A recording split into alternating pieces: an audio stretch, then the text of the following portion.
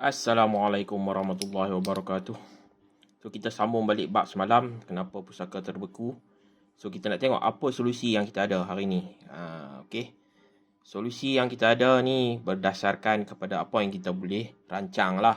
Sebab setengah orang dia kata apa susah kan, tukar siap-siap lah nama sebelum meninggal dunia, bagi siap-siap kan. Tapi problem dia kita bila kita nak meninggal.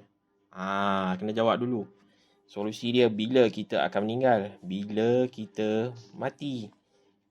Kita tahu kita semua akan mati, tapi bila kita mati, masa muda ke, masa esok ke, akan datang 20 tahun lagi ke, itu tak ada siapa yang boleh jawab, kerana ia adalah satu, orang kata, ketetapan yang hanya Allah saja yang tahu.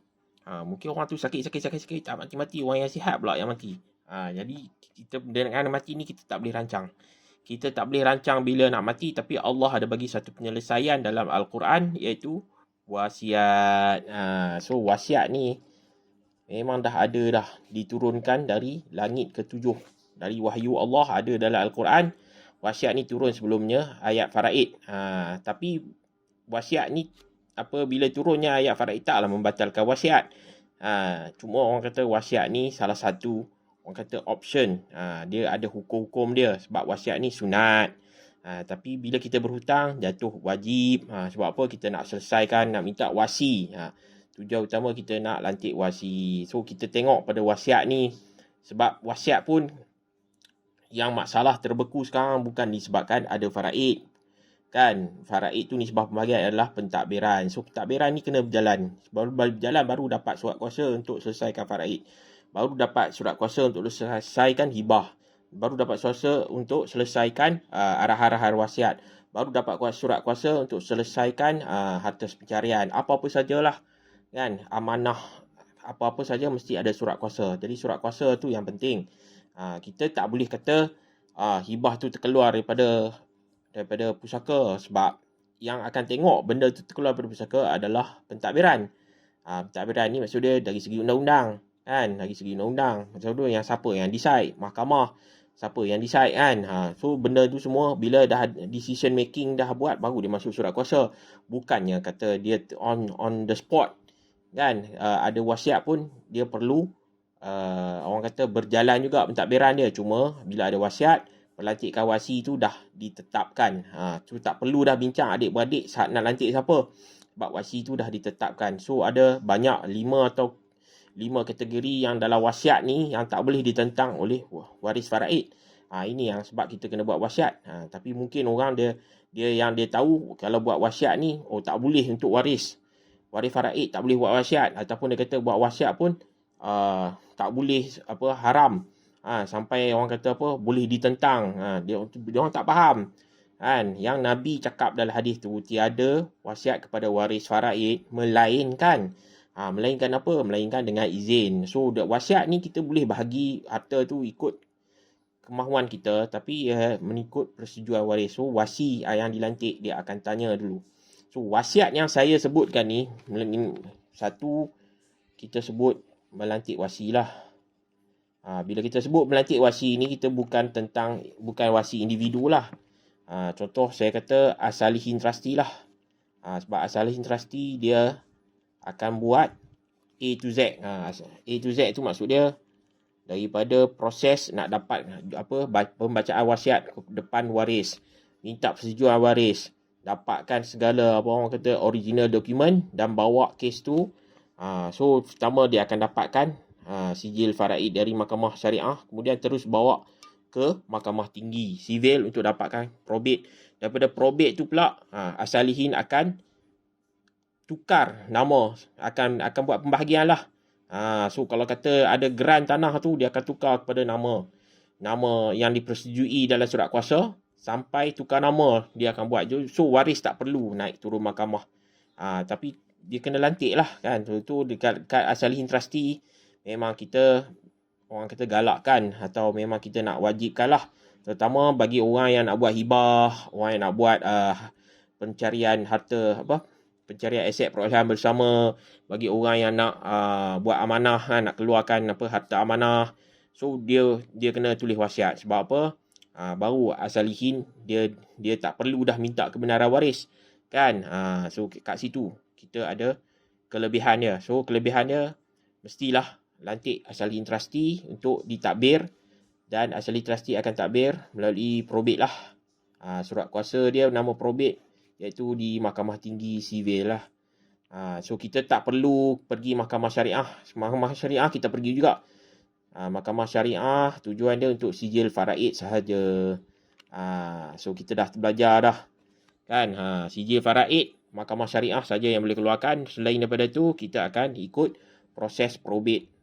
Probate ni kalau kata keluar tak perlu dah. Macam tadi kita belajar semalam LA, kalau kata keluar surat kuasa pejabat tanah kena pergi depan magistrat.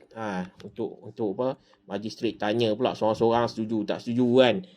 Itu dia lain, dia terus tukar nama boleh saja sebab asalihin yang mentadbir. Kedua, selesaikan hutang lah kan. Yang ni perkara utama yang perlu dibuat oleh wasi sebenarnya kan. Selesaikan hutang ni termasuklah hutang dunia dan akhirat. Sebenarnya saya nak cakap jugalah kan, walaupun rumah tu contoh dalam hutang ada MRTT atau MRTA kan, banyak juga keadaan di mana walaupun ada rumah MRTT dilindungi takaful loan tu, tapi bila meninggal je rumah tu kena lelong sebab waris tak pergi buat tuntutan. Mungkin dia kata ni LPPSA automatik. Benda kita kena faham bahawa tuntutan takaful ni tak ada yang automatik. Sama juga dengan orang kata pusaka, tak ada yang automatik. Faraid bukan automatik, dia perlu proses pentadbiran, dan takaful pun perlu melalui proses pentadbiran. Walaupun dia orang cakap dalam 14 hari waris orang kata boleh claim, tapi claim tu ada proses. Dia bukan setakat cakap mulut, telefon macam tu. Dia perlukan sijil kematian. Kalau sebab meninggal tu mungkin dia akan tanya, kena isi borang, declaration form. Kalau meninggal tu sebab kemalangan, mungkin dia akan minta report polis. Mungkin dia akan tunggu bedah siasat. So ada banyak sebab yang perlu kita lalui sebenarnya. Dia bukan kata sekadar telefon cakap macam tu. Dan banyak keadaan di mana waris dia terlampau bersedih, dia tak buat apa-apa sehingga rumah tu dia dilelong. Kadang-kadang dia tak sedar. Mungkin banyak perkara saya tengok, dia beli rumah mungkin 4-5 biji kan, yang waris duduk situ je, yang sampai surat situ kan, yang lain-lain sampai surat alamat lain. So harta tu saja yang dia orang claim. Dia orang ingat sekali ni cukup kan. Mungkin bila dia beli 4-5, dia beli dengan bank lain-lain. Setiap bank tu pun dia kena pergi claim. Bukannya kata rumah tu saja dia bukan buat. So bila kita buat wasiat benda ni, MRTT ni, insyaAllah Asali akan tolong uruskan. So Asali akan tengok semua hutang-hutang bank. Tak kira lah hutang kad kredit, hutang personal loan, hutang kereta kan. Kalau kata dia ada nyatakan apa-apa jenis hutang kan, kepada tak kira lah dia hutang ni tanpa apa, koperasi ke, hutang pada apa toke, apa kedai makan ke, so kita akan selesaikan. Kita juga akan selesaikan hutang akhirat seperti orang kata apa, fidyah kan, mungkin badal haji, mungkin zakat yang tak dibayar kan. Jadi benda-benda tu semua kita akan selesaikan dulu. So yang ni lah kita nak, pertama nak lantik wasi, kita nak selesaikan hutang. 3, kita nak orang kata jalankan amanah dia. Contoh dia ada wasiat lah. Wasiat ni 1/3 kepada bukan waris. Kepada bukan waris tu termasuk diri dia lah. Kepada bukan waris ni dia nak bagi contoh, dia nak buat wakaf. Tanah tu dia nak buat wakaf. Jadi kita akan laksanakan lah. Kalau mungkin dia nak buat sedekah kan, rumah anak yatim, pada masjid. Dia mungkin nak macam-macam lah untuk diri dia. Kalau dia nak bagi pada anak angkat kan, pun boleh 1/3, tak ada masalah. Ini semua tak boleh dibantah. Tapi wasi tu mesti faham lah kan. Wasi tu dia kena ikut satu-satu. Kemudian salah satu daripada yang ada dalam wasiat ni adalah amanah. Harta amanah. Harta amanah ni maksud dia hanya pemegang amanah lah. So dia istihar, dia adalah pemegang amanah. So harta ni pun kita akan keluarkan kan. Contoh lah kita kata dia ada contoh tanah lot ataupun tanah pertanian lah yang dia buat lot. Contoh 1 ekar dia buat sampai 10 lot. Lot banglo yang dia jual kepada orang-orang di situ. Tapi orang-orang di situ nama tak masuk langgaran kan. So kalau kata lot tanah pertanian Rizab Melayu, dia sekarang ni dia tak boleh buat orang kata power of attorney ataupun surat ikatan amanah. So macam mana dia nak pastikan orang kata nasib pembeli lot tu tak terjamin lah. Sebab kalau kata nama tak ada dalam geran, dia orang yang walaupun dia orang duduk situ dah lama, dia orang dah bayar, tapi dia orang tak boleh nak buat tuntutan. So bergantung pada waris. Kalau waris tak setuju, dia akan jadi pusaka lah. Jadi dia orang terpaksa keluar lah daripada tanah tu. So dari segi undang-undang ni penting. So you kena isytihar harta amanah apa yang you pegang. Mungkin harta tu atas nama you tapi bukan milik you. Contoh adik you beli rumah tapi dia tak ada slip gaji, dia ada duit kan. So dia beli tapi guna loan you. You kena tulis dalam ni, itu bukan harta you.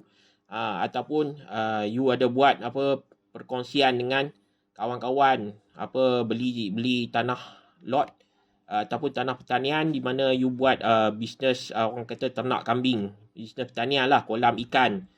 So tapi tanah tu atas nama you, sebab nama tu seorang je yang boleh masuk kan. Lain-lain tu you kena nyatakan you ada pemegang amanah, berapa you punya portion, yang lain-lain tu siapa punya. Dan you kena nyatakan so bahagian you 50%, so minta apa.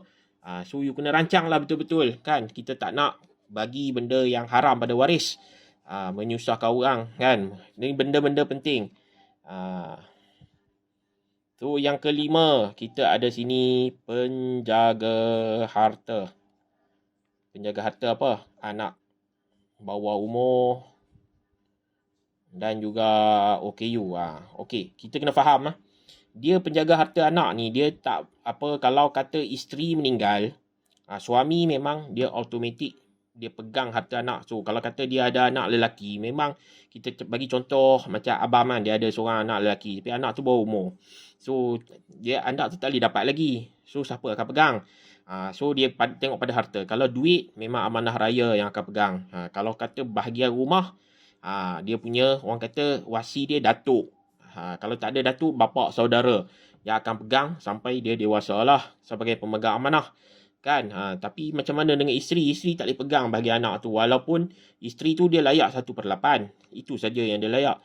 Dia tak boleh pegang harta tu. So kalau kata isteri nak guna duit tu, dia kena pergi naik turun amanah raya lah kan, untuk minta kebenaran untuk guna untuk hari raya ke, sambut birthday ke, masuk sekolah ke, dia kena minta kebenaran daripada amanah raya. So kalau kat sini kita boleh buat lantik penjaga harta. Contoh suami kan, kita memang suruh suami lah lantik isteri tu sebagai pemegang harta anak-anak bawah umur. Atau dia ada anak OKU kan, anak OKU pun dia tak boleh pegang pasal dia tak mampu nak jaga diri. So you boleh lantik pemegang amanah kan, satu penjaga harta fizikal, satu penjaga harta amanah kan. Berapa banyak yang perlu. Mungkin you boleh lantik asalihin trustee kalau you tak percaya kan. Asalihin trustee untuk jaga kebajikan anak ni. Okay, you ada ambil, orang kata apa, you ada simpanan 1 juta. Sila guna untuk anak saya ni sampai habis nilai 1 juta tu lah. Setiap bulan bagi berapa, you boleh buat benda tu dalam wasiat. So nombor 6, kita ada hasrat. Hasrat ni dia mungkin tulis sama rata. Dia mungkin tulis faraid. Dia mungkin tulis rumah ni nak bagi harta masing-masing lah. Rumah ni kepada siapa, tanah ni kepada siapa. So hasrat ni yes. Selepas tolak semua harta, yes dia boleh orang kata apa waris faraid boleh tak setuju. So kalau dia tulis faraid, waris faraid tak boleh nak kata apa juga kan. Memang dia faraid. So kalau last kali pesanan terakhir lah. Tak ada benda yang dia nak bangkang sebenarnya. Pesanan terakhir ni is just pesanan kan. Takkan nak bangkang. Biasanya orang bangkang dekat sini lah. Kecuali kalau you memang berhasrat. Contoh you nak bagi rumah dekat isteri. Rumah you nak bagi kat isteri. You buatlah PAPB, dokumen tambahan.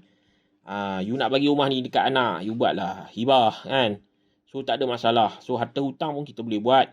Kan, PAPB tak ada masalah, hutang juga. Hibah ni pun kita boleh masukkan juga, tapi dia ada syarat-syarat dia lah.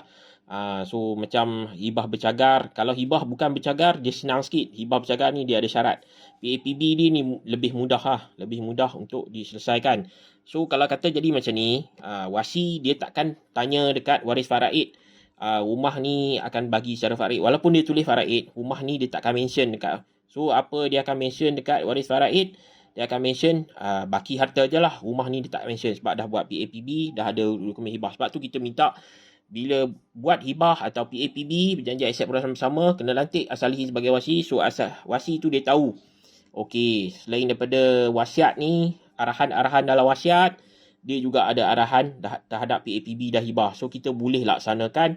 So kita hanya buat baki saja, kita tanya. Okey, kalau kata dia tulis faraid lagi senang lah. Kita cakap memang hasrat dia nak bahagi secara sama faraid. So kalau kata dia tulis sama rata, kita akan tanyalah. Kan, kalau waris setuju, baguslah. Kan, sebab kelebihan sama rata ni dengan persetujuan waris faraid ni apa? Biasanya kalau tak ada wasiat, duty stamp, kalau kata tanah lah, duty stamp dia akan ikut market value 1 hingga 4%. Tapi kalau by wasiat, contohlah kan, tanah 5 ekar, dia nak 5 ekar tanah, dia nak bahagi pada 5 waris. Kan, dia nak bagi sama rata. Waris setuju nak buat sama rata. Tapi bila tak ada wasiat, boleh. Waris boleh masing-masing setuju, tapi dia akan kena duty stamp ni lah. Kalau ada wasiat, kan, dia hanya ada, orang kata, terus probate. Sebab waris dah setuju. Jadi dia tak perlu dah duty stamp. Dia hanya bayar RM10 je. So tak ada masalah. Kat sini dia nampak jimat lah. Tapi kos-kos untuk buat ni, pasal kita pergi mahkamah tinggi mesti ada kos lah kan. So kos-kos tu dia akan tolak. So sebab tu bila kita buat ni, kita kena rancang. Bukan setakat rancang harta saja, tapi kita kena rancang satu, orang kata, dana lah. Dana pengurusan harta pusaka. Sebab kita tengok dekat asalihin 1 juta pertama dia cas 1.8%, makna 18,000 lah. 2 juta hingga 10 juta dia akan cas 1% lah. Kan? So tengok pada keadaan. Kalau dia buat hibah, contoh dia ada rumah 500,000. Kan? Harta lain 1 juta. Kan? Patutnya harta dia 1.5 juta. Kan, dia kena bayar 1,18,500K ni dia kena bayar 1% lah, iaitu 5,000. Maksud dia kalau dia masukkan sekali dengan rumah 1.5 juta, dia kena bayar 23,000 lah pada asalihin. Lepas tu campur dengan kos lawyer mungkin dalam 30,000, kita kata 30,000. Kalau kata dia buat hibah, rumah tu terkeluar, tadi 1 juta dia kena bayar still 18K, tapi 500K ni rumah dia kena bayar 2,000 sahaja. Sebab apa? Sebab dia dah keluar, dia tak masuk. So satu aset hibah kita charge 2,000. So 20K. So dia jimat lah kat situ. Daripada 30K ni, daripada 23K ni. Tapi still kena campur dengan duit lawyer lah. 27K itu saja. So tak ada masalah. Tapi orang kata apa, bila dia buat hibah, duty stamp kena bayar lah kan. Duty stamp, LHDN tu macam biasalah. Dia kena still 1 hingga 4%. Dan juga kalau harta tu still ada hutang, yes, hutang pun penerima hibah kena selesaikan. Penerima hibah lah kena selesaikan. So kat sini dia cara-cara kita nak ni, kita boleh kira kan. Dan kalau kita rasa tak mampu nak sediakan, orang kata, dana pengurusan, kita boleh ganti dengan takaful. So as long benda ni, orang kata apa, walaupun orang kata lepas 30 tahun rumah dah settle, sudahlah, tak mungkin, tak perlu dah takaful ni. Mungkin kita boleh sambil ambil takaful, kita simpan juga dekat tempat lain. So benda ni kita ingat perlu ada juga pengurusan yang penting untuk proses-proses ni. Sebab pengurusan ni dia pergi mahkamah tinggi. Kena ingat proses wasiat dia pergi mahkamah tinggi. Sebab tu dia waris, dia tak boleh challenge kan. Dia cuma dekat bahagian 6 tu je, hasrat tu je. Baki harta. Tapi bila dia buat hibah, dia buat PAPB, dia dah terkeluar. So tinggal kita dekat asalihin, kita tak buat semua hibah. Kita akan tinggalkan sikit 40% dengan tujuan untuk cover hutang dia, untuk cover dia punya dana pengurusan. So baki tu yang orang kata penjaga waris faraid yang boleh orang kata tentang ataupun tak setuju. Kalau dia orang setuju, alhamdulillah lah kan. Jadi pesanan terakhir memang penting lah untuk waris kan, sentiasa ingat pesanan-pesanan yang baik lah. Sebab ni pun memang satu orang kata digalakkan dalam Islam. So kita dah buat benda sunat, satu bila kita ada hutang kita dah buat benda wajib. Jadi kat sini kita dah terkeluar daripada penyelesaian lah. Tuhan dah bagi satu penyelesaian dari dalam Al-Quran. So penyelesaian ni dari segi agama kita dah buat, dari segi undang-undang pun dia dah termaktub. So tak ada masalah kan. So apa yang perlu you buat adalah you explain dekat waris. So you akan dapat 2 kad. 2 kad ni you bagi dekat waris untuk kontak kalau berlaku kematian. And then you simpan lah you punya dokumen tu dalam satu kotak. Dalam satu kotak kan. Satu kotak ni dalam almari kan you cakap dekat sini ayah atau ibu simpan geran kan, geran tanah, geran rumah, geran kereta, buku bank, saham. Mungkin you ada beli saham dekat BSKL. Mungkin you ada simpanan emas dekat Public Gold. Apa-apa saja yang berkaitan dengan atas harta nama you kena simpan. You kena pastikan benda tu memang ada. Kalau kata Bitcoin pun you boleh letak dalam tu mungkin Bitcoin punya orang kata password kan. Sebab dia perlu password. So apa-apa saja yang you boleh letak dalam, you boleh direct tulis dalam wasiat Bitcoin tu pun boleh. Tak ada masalah kan. So harta luar negara pun kita boleh uruskan, tapi dengan syarat you kena ada harta dekat Malaysia dululah. So untuk harta luar negara kita akan lantik wakil di luar lah. Kita akan cari untuk buat proses probate dekat luar negara. So tak ada masalah. So kalau kata orang tu dia ada harta aset, mungkin dia beli ataupun ada saham-saham di luar negara yang dia beli, boleh diuruskan kan. So tak ada masalah. So memang asalihin ni kita boleh uruskan daripada A sampai to Z selesai. So proses probate ni pun tak lama, dalam 3 hingga 6 bulan biasanya kita dah boleh selesaikan semua. Mungkin ada sedikit masalah lah. Sedikit masalah kalau kata mungkin benda-benda tu original tu tak ada, nak kena cari kan. Jadi susah balik lah. So better kita siap. So itu nama dia perancangan. Kita nak buat perancangan menyeluruh kan. So kita kena tengok keadaan dia. So buat wasiat ni taklah mahal. Dia mungkin bila campur dengan hibah mungkin dalam 2650 boleh bayar bulanan. Tapi yang penting adalah kita sediakan dana pengurusan harta pusaka lah kan. Sebab ni penting. So dalam 1.8 hingga 2%, orang kata cukup lah 30k ataupun letak 60k. Kalau you ambil kafu 100k, 150k pun dah berbaloi. So kat sini yang kita nak tekankan, ini adalah solusi dia. Kalau you rasa you boleh hidup sampai ketua dan you nak tukar nama, itu pun satu solusi juga. Tapi bila akan mati, itu yang kita tak boleh rancang. Tapi dengan adanya wasiat, satu daripada arahan daripada Allah, kita boleh rancang. Kita boleh rancang ambil takaful. Kita boleh rancang. Jadi bila hutang-hutang dah selesai, kita boleh rancang juga simpan. Simpanan tu yang membantu untuk pengurusan harta pusaka. Okey. Kat sini kita dah dapat. So kalau kata you nak lebih lanjut kan, sebab macam saya katalah, harta ni pun dia ada orang kata tambah dalam hartanah, dia ada macam-macam. Geran tu dia ada pemilikan, dia ada orang kata caveat kan, mungkin pemilikan Felda, pemilikan kerajaan negeri, tanah Rizab Melayu, tanah orang kata tanah adat kan. Mungkin orang kata tanah Rizab Melayu Kelantan, dia kena perlu bagi kepada waris yang IC Kelantan. Jadi masalah-masalah tu dia mungkin akan timbul kemudian. Sebab tu kita kena buat sekarang kan.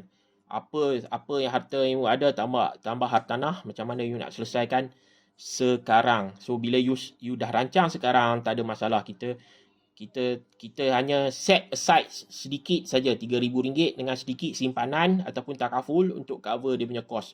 So kita tak perlu risau harta kita terbeku kan. Kalau ada hutang, wasi akan selesaikan.